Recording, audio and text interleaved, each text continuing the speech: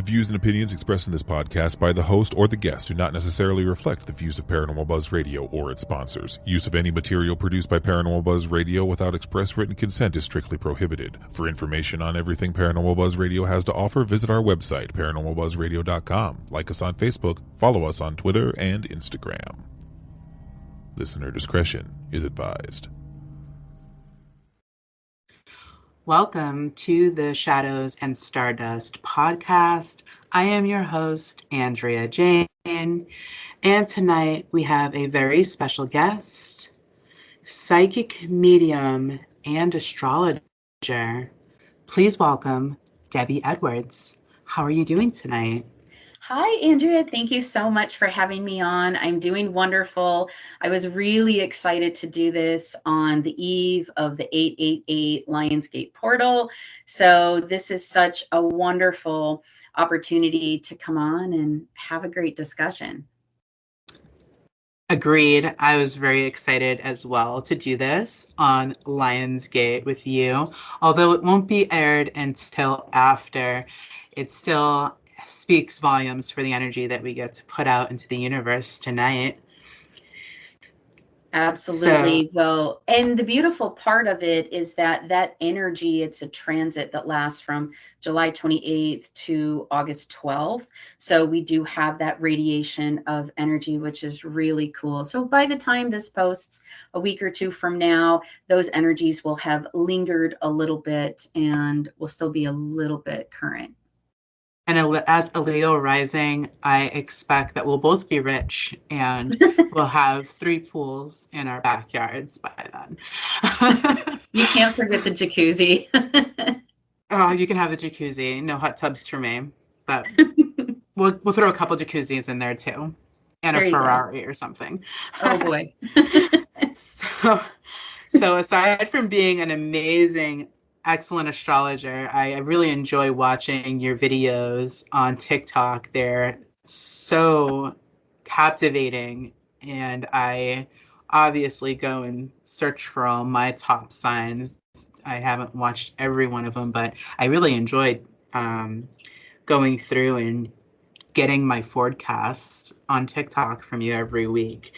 Well, thank you. I try to post at least twice a week, and it's something that you never know what is going to come through until it does. There have been some really shocking videos, like shocking information that comes through. A couple of them even just, wow, should I even post this? But it's pretty incredible to see how it aligns, and how that information goes to whomever it's meant to be received by. And that's the part that I love about what I do, is because the right message at the right time is delivered in the way that they can receive it best. And, whether it's through mediumship or remote viewing or, just doing cards, it's really incredible just to see how energy channels through particular, vehicles, whether it's divination or you're just using your senses. It's just neat to see how spirit organizes and orchestrates that information to come through. And there's so much of a background to it, just how they organize and orchestrate that single message. But it's cool to see the result of it. So I appreciate you watching. I think that's awesome. I love it. And I love that you're 100% with it. And like you just mentioned, sometimes you're like, ooh, that's a little deep. Should I send it? But you do send it. And I think that speaks volumes for any spiritual worker out there. When we're doing things like this, it's really important. Sometimes that heavy stuff, it needs to be put out there and people need to hear it. So I commend you for that. Well, thank you. I appreciate it. And there's times I'll mention I'm a tough love reader, but I try to give a gentle delivery if it's information that's difficult to hear. And yeah. I had a client recently come in to see me for an in-person reading. And it was interesting because she said, well, can't you just tell me I'm going to live a long life? And, I've got all these spirits around me. And I said, no, because I would be lying to you. I said, the truth would be is if I actually get to tap into you and tell you what's really there. And if you want me to look at your lifeline on your palm, I can do that, but I'm not going to gaslight you. And so we started off kind of in an awkward space, but the whole point is I would not be providing the service. I wouldn't be of service to anyone if I am, pandering or placating somebody just to make it comfortable. Of course, I try to make it gentle, but I don't see the positive point of, giving someone either, a false sense of hope or feed into fears either, because that goes on the other side of things too. I don't want somebody to cling to what I share because of fear or because of inflated hope. Right. Well, that's totally understandable. And thank you for keeping it real and authentic, because the world needs more of that. And I think what you do is absolutely excellent. You don't just do astrology. You're welcome. Absolutely. You're also a medium. Mm-hmm. So tell us about that. A psychic medium, rather. Yeah, it's a really interesting thing. So I guess just to kind of give a little bit of a background, when I was in my very early 20s, a series of events took place that catapulted my sensitivity into the public sector. So it was like I was prompted to start providing services to people in a professional way. And it was almost like a crash course. I had always had the level of sensitivity that I do, but to give it a formal framework to where I was disciplining it in order to deliver information to people I didn't know consistently each time. So I studied mediumship, palmistry, and tarot all at the same time, for who knows why I did that. But I was like, yay, look at all these.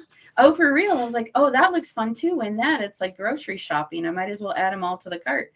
But it was something that I had such an insatiable appetite to truly explore, because personally, as a psychic person, had always had those curiosities and a need to understand.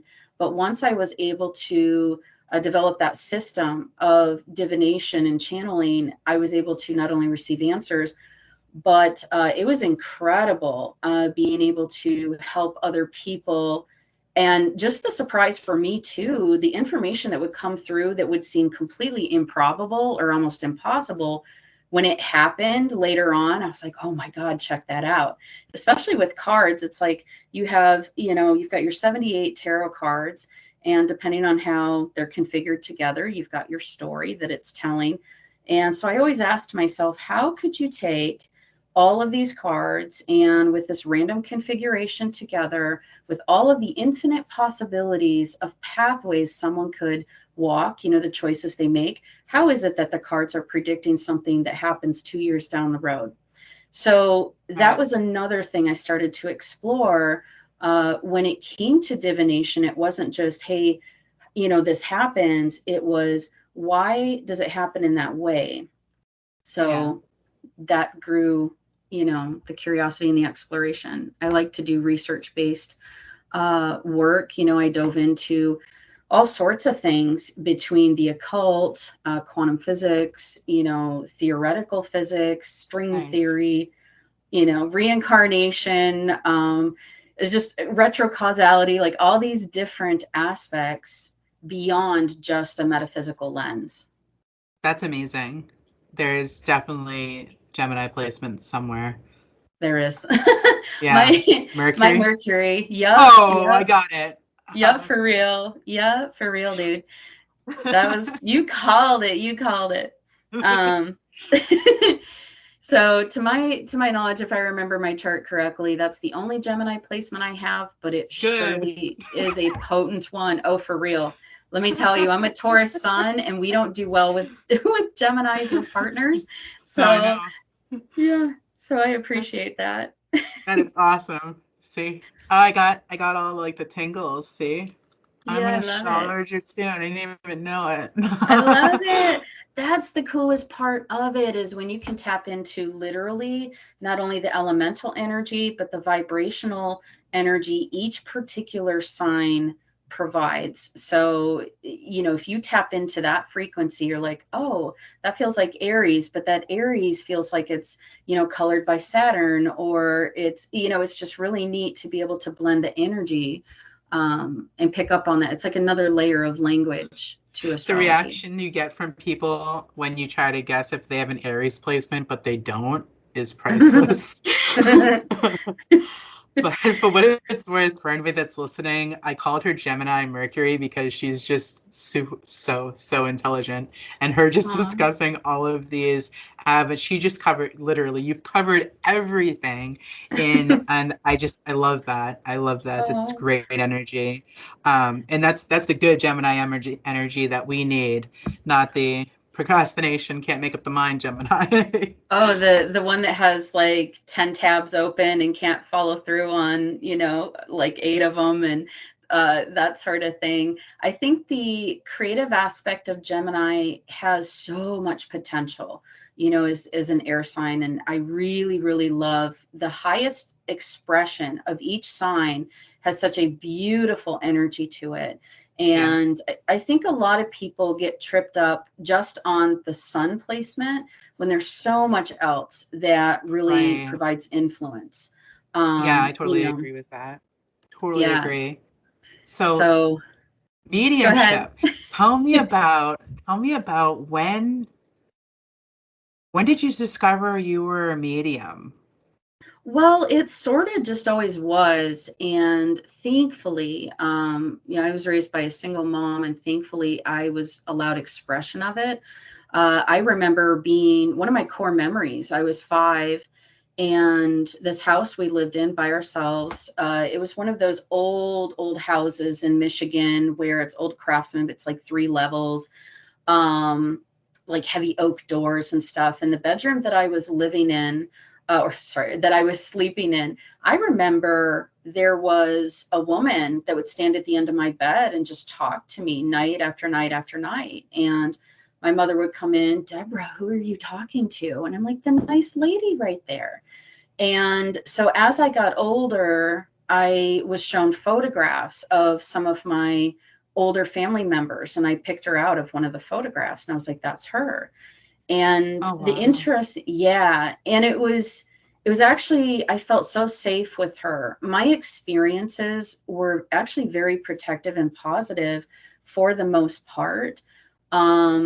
She would cause like a lot of unrest in the house. From what I learned later on, there was a whole lot of paranormal activity, but in my room, she provided calm and sanctuary and quiet and companionship too. Like she was somebody that would listen. Yeah.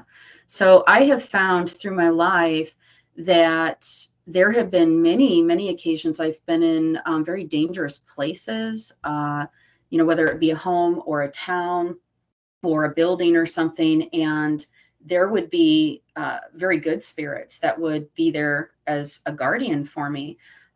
Sometimes, things would happen, of course, that I didn't want to have happen or that I wish hadn't happened. But for the most part, they were very protective of me.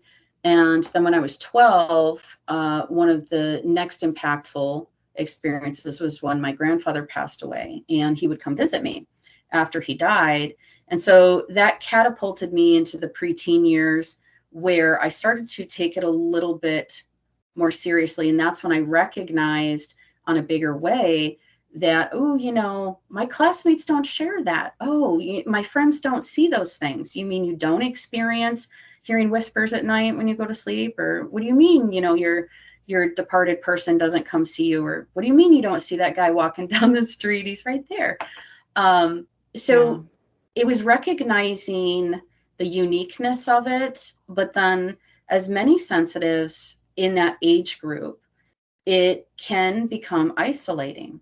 So you recognize that, okay, A, not everybody has it, and B, should I suppress that just to fit in or that sort of thing? But I have to tell you, my experiences were always so much that I couldn't conceal it. I mean, it was something that was always a part of my life. I was excited about it. I loved to talk about it. And it made for very interesting conversation in the dating pool, as a late teen. I bet. Yeah. So, I was the weird girl. I was the girl that could astral project. And, talk about like dream symbolism, and I was able to, create telepathic exchanges with people, so many different things. But where I found the disconnect, and I think a lot of psychics relate to this in their young years, or a lot of mediums as well, is that the disconnect can create almost an ultimatum just by circumstance. Do I, prioritize this, and I could lose friends and or partners or family even?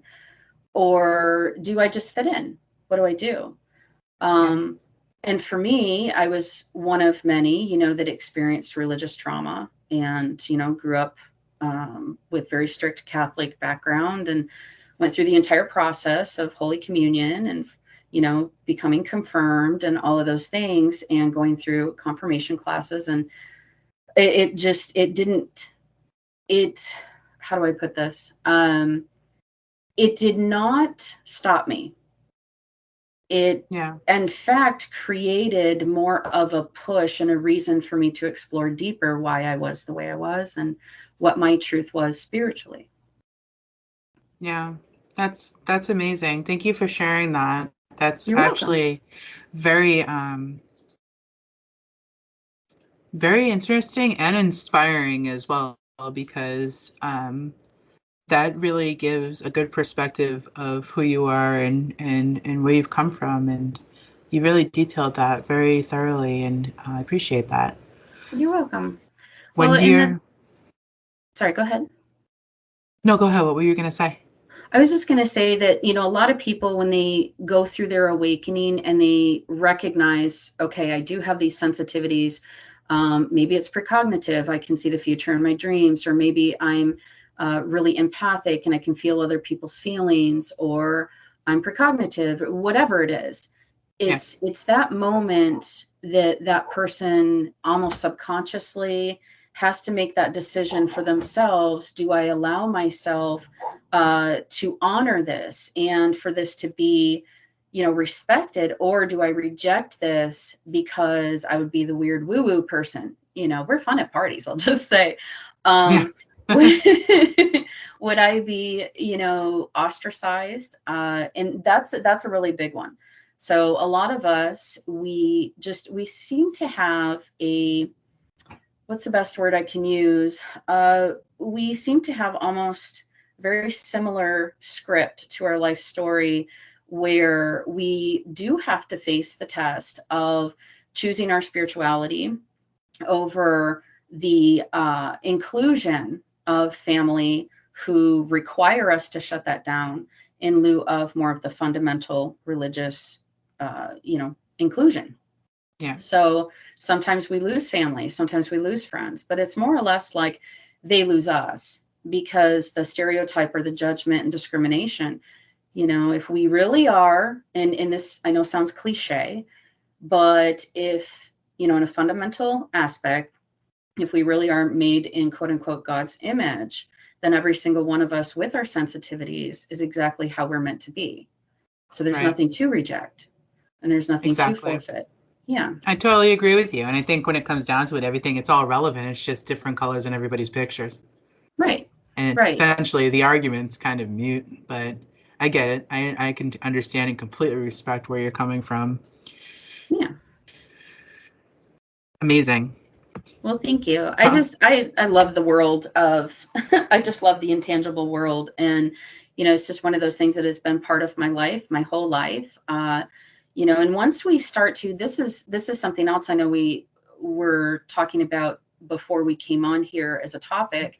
But that's where reincarnation really comes into play, because the more we understand about our past life journeys, the more we can understand where we picked up from, where we dropped off and picked up from our past lives. And now, we're moving forward and we're growing, we're continuing to grow and acquire wisdom and understanding. And it's just a really incredible lens to see our own self through, when we remember and recognize, hey, sometimes I'm a woman, sometimes I'm a man, sometimes I'm a different ethnicity, sometimes I've been young when I died. Sometimes I've been really old. Sometimes, it was tragic. Sometimes it was beautiful. And so once we recognize that, really, not that we're playing a role per se in the Matrix, but once we recognize that we get to experience things through other people's perspective and point of view, we have more tolerance and appreciation for it, so that the discriminations and the judgments don't really affect us anymore. Right. At one point in time, we were them, or we could be them. And so we get to learn from that, because we all get to share the story through different expressions of life. All right. I agree completely. Speaking of reincarnation, and I remember we were talking about that a bit, and I definitely wanted to ask you, with all of these interactions that you've had, this experience that you have is very positive. Not everybody has that story. Right. And you also had connections with these spirits in your past that are relevant to your life, even your bloodline, which are trustworthy connections, which really is amazing. You must have had a lot of conversation and connection in regards to death itself. Oh yeah. What do you get from that experience? What do you think happens when we die? Do we cross over? Where do we go? Well, I appreciate the question, because it's different for everybody. Sometimes it's not fun and it's not good, and sometimes it's a dark experience and it's a mixed bag. So if we can just even preface it this way, human beings are a mixed bag. We have all shades, between light and dark, everything in between. And the thing is that the dying process is different each time. Sometimes people are ready, sometimes they're not. Sometimes people are angry they've died, sometimes they're happy. As far as where they go, what I've experienced and understood with the departed is that we go where our attention goes. If we cross over and our attention is really like tunnel visioned to the life we just left behind, especially with our memories, when I go to connect with them after they've died, I have to find them in their memories to locate them. So I'm a tracker. I'm a spiritual tracker. When I go to connect with them, typically I'll describe mediumship as, I raise my vibration, they lower theirs, we meet in the middle for a conversation. And often it's a guided process. So their guides meet my guides, we have a conversation. But sometimes that's not the process. Sometimes they hesitate to come through. What I've recognized is that when they are in a healthy state of mind and thinking, because we keep our mental body, we shed the brain, but we keep the mental body. So when they're in a really good, healthy mental state, they're able to clearly communicate with me. But if there are things that they have struggled to work through on an emotional level, then that creates a bit of a challenge for communication. So instead of getting more of the analytical, factual stuff like names, dates, events, they're going to give me emotional, empathic communication. I'll feel how they felt before they died, how they processed their death, and where they're at this current time. I just had a recent reading that just really blew my mind, to be honest with you. There was a woman I connected with whose mother had passed. I connected with the mother that passed, and the mother that passed kept showing me herself staying behind at her gravesite. Now, usually I never see that, but she's like hovering at her gravesite. And at first I thought, well, that's where she goes to connect with her family here. But normally the departed don't do that. They don't find it necessary. But she kept showing that to me. Later in the reading, the woman wanted me to connect with her brother who had died. Now, when he came through, that is when I discovered he had a tragic, untimely passing. He had not moved past his passing, because as I discovered through the reading, that it was potentially nefarious that caused him to cross over. And there were still unsolved parts of his death. What I then learned is that his grave site was literally next to the woman's mother. So that would have been his mother as well. So their mother's grave site was next to his. And so as we discovered, it was her message to say, you need to come here and connect with him and help him move past his death. So wow. It was a really interesting thing. That's the other thing, is that sometimes, we help each other after we cross over, but that's not always the case either. Sometimes we come through separately, and, sometimes the communication where there's a standoff, and that's okay. You could have had a married couple where the wife is like, till death do us part was good enough for me. I don't need to come through with him. And, he's perfectly fine with that too. He comes through separate. But what they've shown me throughout the years, and I've been doing this now about 25 years professionally, but what they've shown me is that, we are able to be given visitation and passage to come back here to visit our loved ones. And so there's an order to it. But with that said, they're able to also provide communication to say, hey, I'm here with you. I see you. I'm involved with your life still. That's where we get the signs and the omens, asking for little signs and asking for them to come through and show their presence. But I've noticed, as far as like a heaven or a hell or the construct of the afterlife, that it really depends on their mental and spiritual state and what they decide to create for themselves. Beyond that, they don't show me. Beyond that, they have not ever expressed that there is religion or that there is a universal God that governs anything. What they have shared with me is it's not what you expect, and they seem to have complete freedom. So there is freedom of choice, freedom of where they want to go, what they decide to do. And that brings us into the topic of the boomerang reincarnation. A lot of times, you'll see people, they want to jump right back in. And sometimes they do. Yeah. What's your experience with that? Well, one story in particular, I'll just share this. This was really unique. It's one that I've kept with me for a long time.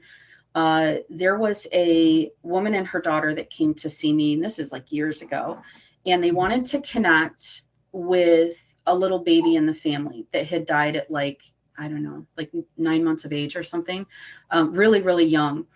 And when I went to connect with his energy, I got something completely different, and it wouldn't let me go. So when I'm held into a vision, I have to trust the vision. The vision is I saw a home invasion, I saw multiple perpetrators, and I saw somebody getting choked and murdered. And I always tell people what I get. And again, I try to deliver it in the gentlest way possible, but I'm not going to omit that. That's what I was shown.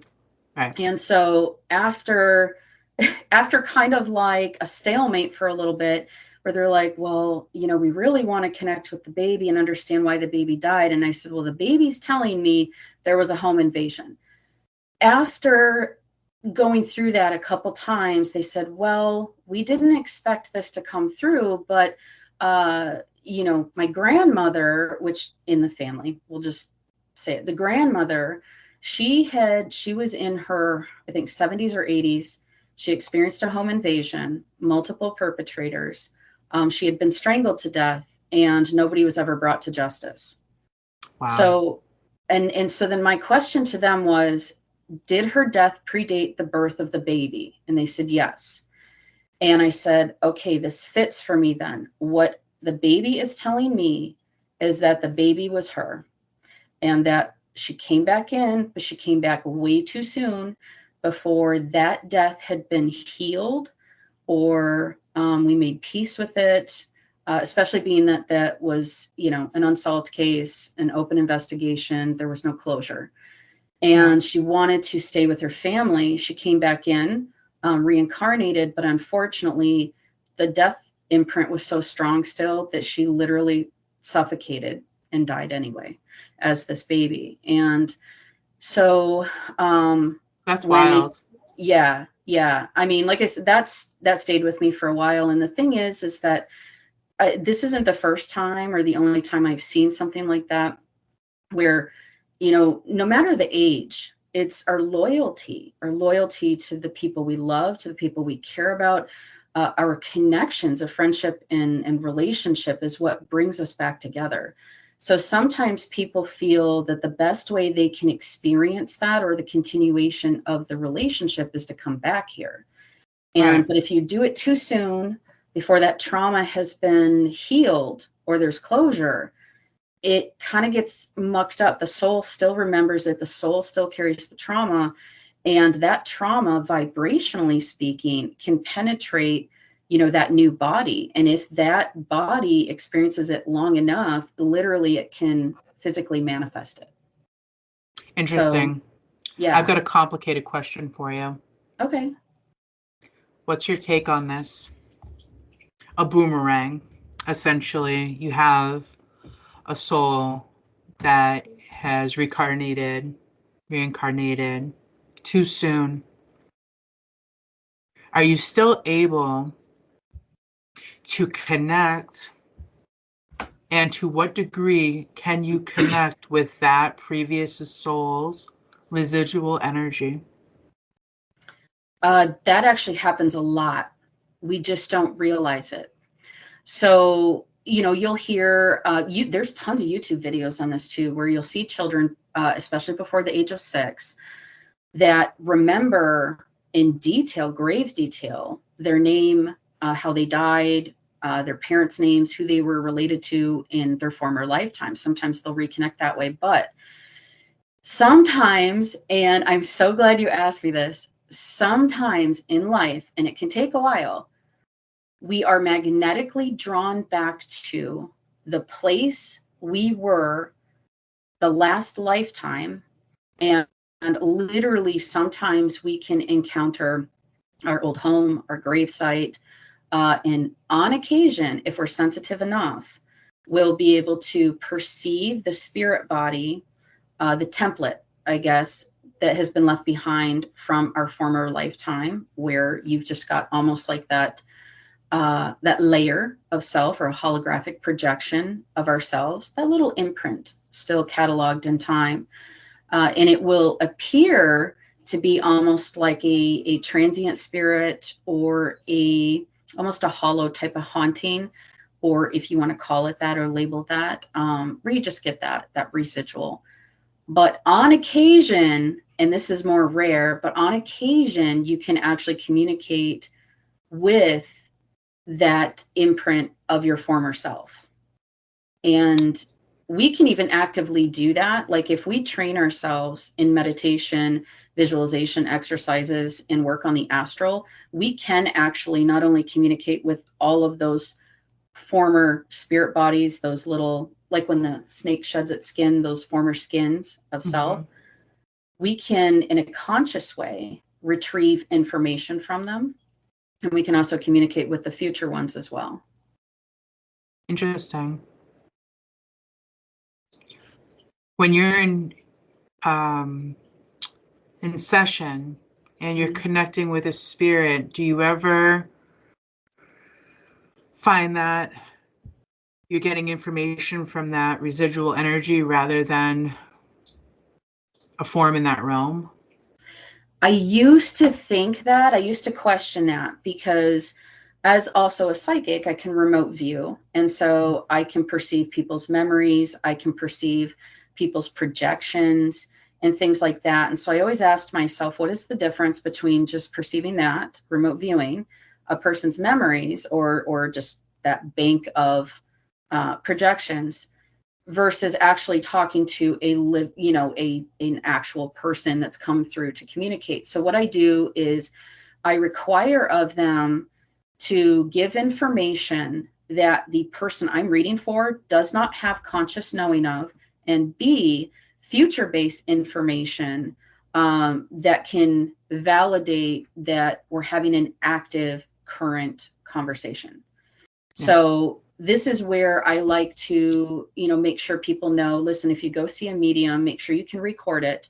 Take notes, of course, if you can't record it, but record it. And the reason is because there will be a percentage of information that person, the departed person, is going to deliver that you cannot validate, that only other family members or friends not in the session today can validate.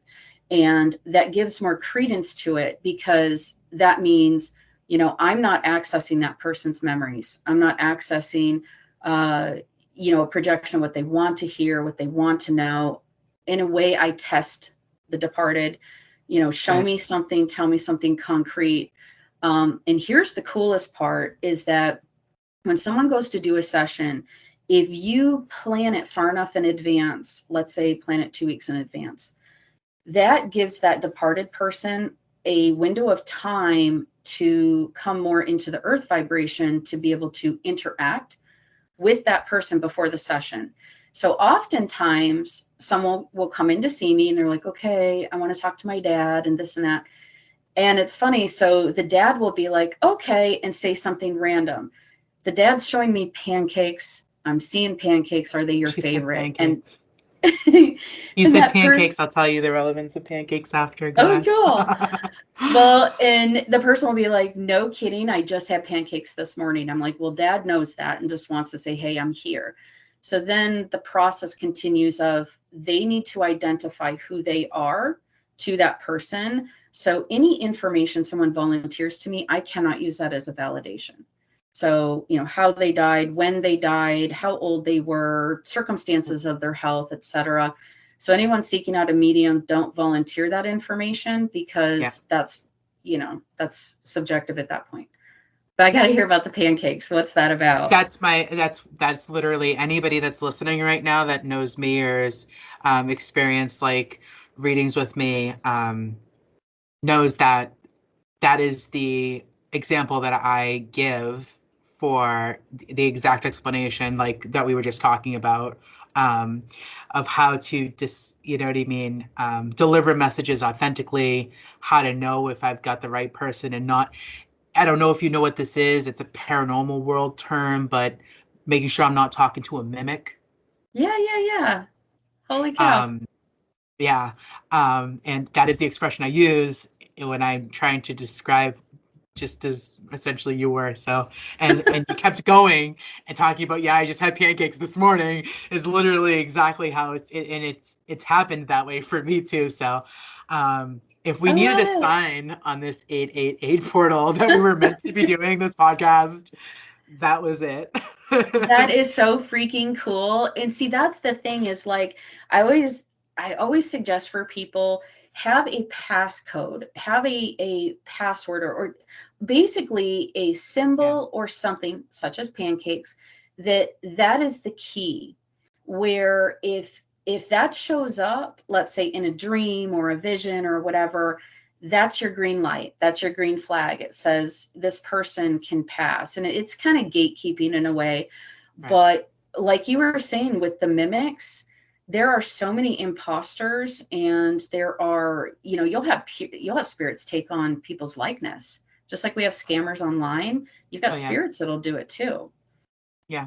It's funny how relevant it is dealing with the afterlife in comparison to the living. Yeah. And a lot of people don't realize. I find myself, when I meet people in conversations about paranormal activity, and it turns out to be grandma quite often. And it's just, you know, that situation where the person might not have gotten the opportunity to tap in, or too scared, or whatever reason, to get to a certain point to understand, you know, the microwave kept turning on and showing me 111 for this reason, you know. So, some, you know, there's sequences, and you know, it's all relevant, and I think that's one of the biggest realizations that I've had. But speaking of paranormal, clearly you experience plenty of paranormal activity being a medium.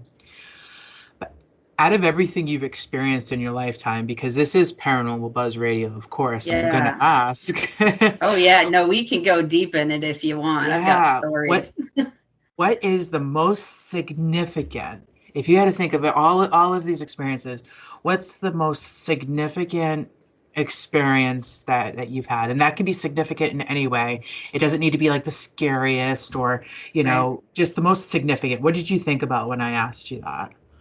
Well, what came to mind for me were the attacks. I mean, anybody who works in the spirit world, you're going to be faced with the challenge of the entities that don't want you there or that feed off of you. Or one of the ones that actually came to mind, now this was forever ago, but I got to tell you this story. Mm-hmm. So I was sleeping one night, and I had this dream where this woman who was just completely mentally insane, she was trying to choke me out. And I was able to get like a good idea of what she looked like. And I'll never forget her eyes. The whites of her eyes were showing. She was scared. At the same time, she didn't know what she was doing. So I woke up, I felt rattled, and one thing led to another. I then discovered that she actually was one of the spirits that came from a hotel. Now, this hotel has kind of like a family background for me. That's where my parents met. And my dad's an entertainer. And so he was the piano player there. And so that's where they met. And he was doing astrology readings. And so she was one of his clients. And so anyway, they met, they fell in love. And I learned about the history of the hotel, which basically in the upstairs, and this was like over 100-year-old hotel. There had been a fire. Several people died. And when I was able to track it, I recognized, the woman that choked me out, that was one of the people that died. Now, the irony to this is by that point in time, I had never gone into that hotel myself physically. I'd never been in there. I never wanted to go in there because I knew there was activity, and I can sense it. I remote view them. So remotely, I can walk through an active location and not have to even physically be there. But see, that's the thing, is they can see me like I can see them. And so the story became relevant in the fact that at a later point in time, I ended up going into the hotel. The history of the hotel continued to grow and evolve. It's just a very long story, but to make the long story short, the spirit that came at me was trying to get me to go there because she was trying to get free. So sometimes, and sometimes that will happen if I'm in proximity to a location. They'll show up in my dreams. They'll show up in my house. I'll have different things that'll happen. And so in this world, because of just the way I am and whatnot, I've had to learn safeguards and protection workings and things, unfortunately, trial and error. But I feel pretty comfortable at the age that I'm at now to have implemented enough safeguards where I feel, for the most part, very at peace. But that's the thing, is if you can see them, they can see you. And it just depends on if you resonate in that same frequency at that point in time. But I used to actually be one of the people in the background. There was a paranormal group that had gone into a old tuberculosis hospital. And it was a whole big deal. And I just remember telling them, guys, it's a setup. These spirits are waiting for you. They're going to piggyback off of you. You're going to have attachments. It's going to be a problem. And, they were kind of tongue in cheek about it. They went in there. And the thing is that the night they went in there, it created exactly what I saw was going to happen, to where it sort of like burst their bubble, where it's like this. If you've ever been like a super active location, it's almost like a self-contained unit where all the activity just kind of like centralizes. It condenses into that one space. And so if you have the living that walk in there, it sort of creates a puncture in that. And then these spirits are able to attach. But just the psychic link between myself and those people created like a bridge. And so what ended up happening is, as they were investigating, they're doing this whole thing. I think they spent a week doing it. Those spirits showed up in my house. And there were a good 6 of them. But one of them I remember in particular was a dog. And the dog, I was like, check that out. So when I got on the phone with the one of them the next day, I said, all right, listen, here's our situation. And I said, did you guys catch any EVPs of dogs? And they go, as a matter of fact, we did. And so there was so much to this. But that's the thing is like, these spirits, sometimes they're human, sometimes they're not. Sometimes they're elemental. Sometimes they've been there so long that they just become part of the space.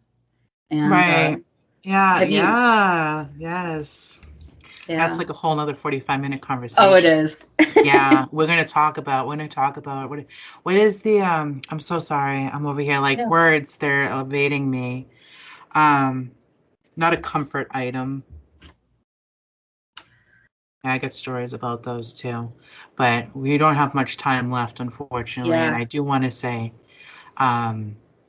thank you for sharing all that. When I'm about to ask you a question, you already answer it. I just really appreciate you. You did great. This is a wonderful podcast, and I just appreciate you taking the time with me tonight to go through and just introduce yourself. I would love to have you back and do another episode. And if I can remember, there's plenty of people that do paranormal work and probably mediumship that are like yelling the word that I'm trying to say right now that I can't recall. But I've got some stories about those things too. I'd love to hear it. Yeah, I think a lot of people would love to hear that. It cuts into, not just, object attachments, but we get into haunted attachments and haunted dolls. And we know how people love to buy things like that off the internet. But I think there's a lot to be said about that. Maybe that'll be our next episode. But I'd love to go into those topics. Absolutely. Because that's the thing is it's not just even, the spirit attachments to the objects, like people can do that to objects as well. That's a whole nother topic that gets into so many other things. That would be for part 2, the next podcast. Stay tuned. For sure. I appreciate you sharing all of your experiences tonight. I think that you are just absolutely wonderful and super intelligent. Thank you. And you are just exactly where you meant to be. And you're really just radiating that energy and sharing it with the world on top of it. It's just such an amazing thing. Thank you so much for that. You're welcome. I appreciate that. And yeah, I'm looking forward to the next episode and just all of the different topics. And I love the fact that we can, speak openly about just the whole spectrum of the spirit world, Right. Yeah, absolutely. And if any of our listeners tonight would like to get in touch with you to book a service, a mediumship reading, any of your astrology services that you offer, where can they go to find you? The best way is actually to go through my Linktree link because it's a menu of options to all my different stuff, my primary website, my social media, all of those things. I've also got an active blog. That's where I publish all of my astrology as well as spiritual, articles and things like that. And then, of course, I've got different social media outlets like the TikToks that you watch. That's where I do all my tarot videos and some other content on there too, but it's primarily tarot that I publish a couple times a week. But if people are interested in any services that I'm providing, I do have a menu of options, but the Linktree link, so it's linktr.ee/Debbie M. So that right there is the best link to go to because it'll give people options of, where to book a service or to check out the other things that I publish and offer. Awesome. Love it. Thank you again so much for taking the time out of your busy schedule and spending it with me tonight. I really enjoyed this so much. Me too. I'm so glad. And you are definitely invited back. You just let me know when, and we're going to talk about haunted dolls, maybe before Halloween, if you're lucky. I would love it. No, I would love it. Yeah. All right. Well, thank you again so much. And to all of our listeners listening in tonight, thank you as well for sticking here with us on this Wicked Wednesday. Stay spooky, and we'll haunt you later.